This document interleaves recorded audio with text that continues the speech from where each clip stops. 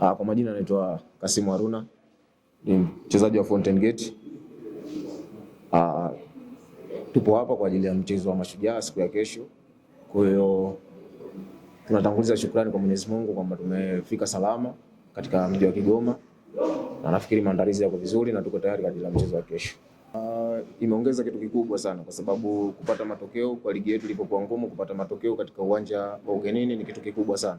Kwa hiyo imeongeza chachu ya kwamba inawezekana kupata matokeo katika uwanja wa aina yoyote na katika mechi aina yoyote. Kwa hiyo ile ni jambo kubwa sana kwetu, limetufanya tumeamka, yani kama tulikuwa tumelala basi tumeamka, na tunaamini tutakuwa na muendelezo mzuri kuanzia pale tulipoishia. Tunachozungumza kama wachezaji ni kuangalia kwanza nafasi tuliyokuepo na ni namna gani tunaweza kutoka katika nafasi ambayo tupo.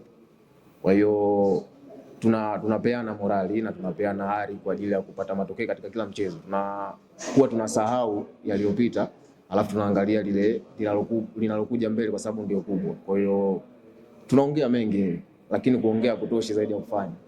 Kwa hiyo tupo tayari kwa ajili ya kufanya vizuri katika mchezo wa kesho ili tuweze kutoka katika nafasi ambayo tupo.